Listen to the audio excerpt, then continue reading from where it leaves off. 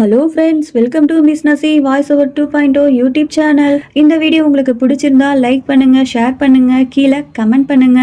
கடைசி பாட்டில் என்ன நடந்தது அப்படின்னா, ஹீரோவும் அந்த பொண்ணு தனியாக பேசலாம்னு சொல்லிட்டு மாடிக்கு போய் பேசுகிறாங்க. போய் கொஞ்ச நேரத்துலேயே அந்த பொண்ணு கத்திட்டு அலறி அடித்து ஓடி போகுது. மொத்த குடும்பமும் உறைஞ்சு நிற்குது. திரும்பவும் முதல்ல இருந்தா இந்த சம்பந்தமும் போச்சே அப்படின்னு சித்தப்பா சொல்கிறாரு. டேய், நீ பொண்ணுங்களை விரட்டுறதுல கின்னஸ் ரெக்கார்டே வாங்கிடுவ போல அப்படின்னு. ஆன்ட்டியோ இந்த பக்கம், இந்த விஷயத்துல இத்தனை நாள் அமைதியா இருந்தது போதும், இதுக்கு நம்ம ஒரு முடிவு கட்டியே ஆகணும். ஒவ்வொரு தடவையும் விதினை தனியா பார்க்க போற பொண்ணுங்களுக்கு எல்லாமே இதுதான் நடக்குது. ஒரு தடவை நடந்தா தற்செயலா நடந்ததுன்னு சொல்லலாம், ஆனா ஒவ்வொரு தடவையும் இது ரிப்பீட் ஆயிட்டே இருக்கு. மொத்த குடும்பமும் உன் கூட நிக்கிறோம். சொல்லு விதின், உனக்கு ஏதாவது ஒன்று பிரச்சனையா சொல்லு அப்படின்னு. அதுக்கு ஹீரோவோ அப்படியே திருன்னு முழிக்கிறான். உன்னை அந்த பொண்ணுக்கு ரொம்ப பிடிச்சிருக்கு, இப்படி ஓடி போனா தெரியுமா? ஒரு நிமிஷம் கூட அவ இந்த வீட்டுல இருக்கிறதுக்கு விருப்பப்படவே இல்லை. அவ கண்ணுல அவ்வளோ பயம் தெரிஞ்சது. இதுக்கான காரணம் என்ன சொல்லு அப்படின்னு கேக்குறாங்க ஆன்ட்டி. இந்த சைடு தம்பியோ ஆமாண்ணா சொல்லுங்க அப்படின்னு கேட்க, தங்கச்சியோ உடனே ஆன்ட்டி சொல்றதுலயும் ஒரு பாயிண்ட் இருக்குண்ணா, நீங்க சொல்லுங்க, உங்கள்கிட்ட ஏதோ ஒன்று பிரச்சனை இருக்கு சொல்லுங்கண்ணா அப்படின்னு.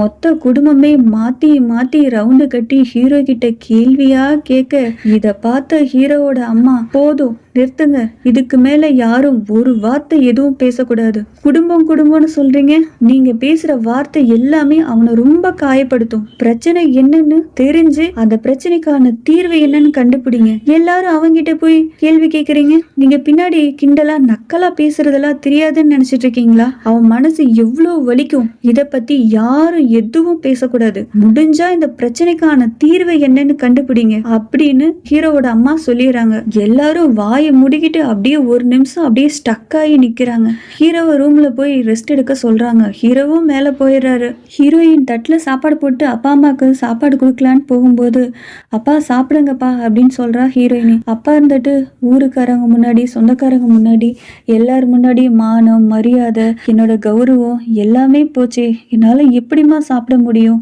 அப்படின்னு. அதுக்கு ஹீரோயினியும், சின்ன வயசுல இருந்து எங்களுக்கு என்னப்பா சொல்லி கொடுத்து வளர்த்துருக்கீங்க, கஷ்டம்னு வரும்போது அதை தைரியமா எதிர்த்து போராடணும், அதுக்கு மனசுலயும் உடம்புலயும் தெம்பு வேணாமா, சாப்பிடுங்கப்பா அப்படின்னு ஹீரோயினி சொல்லி அப்பாவுக்கும் அம்மாவுக்கும் சாப்பாடு ஊட்டி விடுறா நம்ம ஹீரோயினி. ஹீரோ வீட்டுல போன் அடிக்குது. சித்திக்காரி தான் எடுத்து பேசுறாங்க. பொண்ணு வீட்டுக்காரங்க தான் பேசுறாங்க அப்படின்னு சொல்லிட்டு பேசுறாங்க. பொண்ணு வீட்டுல, ஹலோ, என்ன நிச்சய டேட்டை ஃபிக்ஸ் பண்ண போயிட்டீங்களா என்ன எந்த பதிலும் சொல்லாம இருக்கீங்க அப்படின்னு.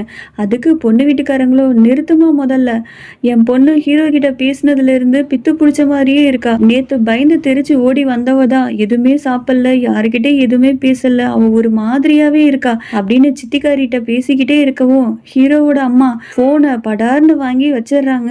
ஹீரோவை பாக்குறதுக்காக ஹீரோவோட அம்மா ரூமுக்கு போறாங்க. ஹீரோ வந்து ஹீரோயின் கிட்ட நடந்துகிட்டதெல்லாம் யோசிச்சு பார்த்துட்டு இருக்கான். அம்மா வந்ததும், அம்மா ஏமா பொண்ணுங்களுக்கு என்ன பிடிக்கவே மாட்டேங்குது, ஏமா நான் ஏதாவது தப்பு பண்ணனா, என்னை பார்த்தாலே பயந்து தெரிச்சு ஓடுறாங்களேம்மா, நான் ஏதாவது தப்பு பண்ணா சொல்லுங்கம்மா, நான் அதை சரி பண்ணிக்கிறேன் அப்படின்னு. அதுக்கு அம்மாவோட முகமே ஒரு நிமிஷம் அப்படியே முகமே மாறுது. அம்மா எதையோ மறைக்கிற மாதிரியே அவங்களுக்கு தோணுது. இங்க ஹீரோயினையும் தங்கச்சியும் மாடியில படுத்து பேசிக்கிட்டு இருக்காங்க. தங்கச்சி கேக்குறா, அக்கா உன்னோட கல்யாணம்ன்றது எங்க ஒட்டுமொத்த குடும்பத்தோட கனவு. நீ கல்யாண கோலத்துல நெத்தியில குங்குமத்தோட ஒரு ராஜகுமாரன் வந்து உன்னை அப்படியே தூக்கிட்டு போவான் அப்படின்னு நாங்க எவ்வளோ ஆசைப்பட்டு எதிர்பார்த்து காத்துட்டு இருந்தோம் தெரியுமா அப்படின்னு. அதுக்கு ஹீரோயினி, பழசெல்லாம் ஏண்டி பேசிட்டு இருக்க அப்படின்னு. அதுக்கு தங்கச்சியோ, அக்கா இன்னைக்கு உனக்கு கல்யாணம் நடந்திருந்தா இன்னைக்கு உனக்கு ஃபர்ஸ்ட் நைட்டு தானே அப்படின்னு. அதுக்கு தங்கச்சியோ, ஏய் வாய மூடுடி, வயசுக்கு தகுந்த மாதிரி பேச்சு பேசுடி, உனக்கேத்த ராஜகுமாரனும் ஒருத்தன் வருவான் கண்டிப்பா அப்படின்னு. அதுக்கு தங்கச்சியோ, இதயத்துல ஓட்ட இருக்கவங்கள யாருக்கா கல்யாணம் பண்ணிப்பா அப்படின்னு. அதுக்கு ஹீரோயினியும், இதயத்தை யாரும் பார்க்க மாட்டாங்க, இதயத்துல இருக்க அன்பை மட்டும்தான் பார்ப்பாங்க, உனக்காகவே உன்னை மட்டுமே நேசிக்கிற உன் மேல அன்பு வைக்கிற ஒருத்தன் கண்டிப்பா வருவான் அப்படின்னு தங்கச்சி கிட்ட சொல்ல, தங்கச்சியும் எனக்கு தூக்கம் வருதுப்பா அப்படின்னு சொல்லிட்டு இந்த சைடு திரும்பிடுறாங்க. ஹீரோயின் ஒரு மளிகை கடை வச்சு நடத்திட்டு இருக்காங்க. ஒரு அங்கிள் வந்து ஃப்ரெஷ்ஷா எப்பவுமே பிஸ்கெட் வாங்கி சாப்பிட்டு போவாரு. ஹீரோயினியும் அவங்கள பார்த்துட்டு, அங்கிள் ஃப்ரெஷ்ஷா பிஸ்கெட் இருக்கு வந்து சாப்பிடுங்க அப்படின்னு கூப்பிடவும், உன்ன மாதிரி ஒரு திருடி கையால நான் எப்படிமா பிஸ்கெட் வாங்கி சாப்பிட முடியும் அப்படின்னு சொல்றாங்க. அதுக்கு ஹீரோயினியோட முகமே மாறி போயிடுது. ஹீரோயினியோட அப்பா ரோட்ல சோகமா நடந்து போறதை பார்த்து ஹீரோயினியும் கூப்பிடுறாங்க. அவர் காதுல விழுகல போல. உடனே வீட்டுக்கு போய், அப்பா என்னாச்சுப்பா, அம்மா நான் வேலையை விட்டுட்டேமா அப்படின்னு. ஹீரோயினி சொல்றாங்க, எல்லாம் என்னாலதான் தானப்பா, இந்த வேலை இல்லாட்டி இன்னொரு வேலைமா அப்படின்னு ஹீரோயினிய சமாதானப்படுத்துறாரு நம்ம ஹீரோயினியோட அப்பா. தங்கச்சி இந்த சைடு கோவப்பட்டு, நம்ம எந்த தப்புமே பண்ணல, அக்கா நகையை திருடவும் இல்லை, நமக்கு ஏன்பா இவ்வளோ பெரிய தண்டனை, நமக்கு கண்டிப்பா நியாயம் கிடைச்சே ஆகணும் அப்படின்னு கோவப்படுறா. கோவப்பட்ட உடனே நெஞ்சு வலிக்க ஆரம்பிச்சு அப்படியே மயக்கம் போட்டு விழுந்துடுறா. அவளை ஹாஸ்பிட்டல்ல கொண்டு போய் சேர்த்துறாங்க. ஹீரோ தங்கச்சி பேரை சொல்லி கத்திக்கிட்டே படியில இருந்து அப்படியே கீழே வரான். அண்ணா என்னாச்சுன்னா அப்படின்னு தங்கச்சி கேட்க, என் ரூம்குள்ள வராதன்னு எத்தனை தடவை நான் உனக்கு சொல்லியிருக்கேன். என் ரூம்குள்ள வந்தது மட்டும் இல்லாம லிப்டிக்கு, கிளிப்பு, வளையல் அப்படின்னு எல்லாத்தையும் யூஸ் பண்ணிட்டு கண்ட மேனிக்கு போட்டு போயிடுற அப்படின்னு சொல்றான். அதுக்கு தங்கச்சிக்காரி என்னமோ சொல்ல வரா, அதுக்குள்ள சித்திக்காரி இருந்துட்டு அண்ணா கிட்ட சாரி கேளு அப்படின்னு. அதுக்கு ஹீரோவோ, உனக்குன்னு ஒரு ரூம் இருக்குல்ல, அந்த ரூம்ல எல்லாத்தையும் வச்சு யூஸ் பண்ண வேண்டியதானே, எதுக்கு ஏன் ரூமுக்குள்ள தேவையில்லாம வர அப்படின்னு. அண்ணா சாரிண்ணா அப்படின்னு தங்கச்சி சொல்லவும், சரி இதுதான் கடைசியா இருக்கட்டும், இதுக்கப்புறம் என் ரூம்ல எந்த ஒரு திங்ஸும் இருக்கக்கூடாது, புரியுதா அப்படின்னு ஹீரோ சொல்ல, சரிண்ணா அப்படின்னு தங்கச்சியும் சொல்றாங்க. இது எல்லாத்தையும் அம்மா கேட்டுட்டு அவங்க முகமே மாறுது.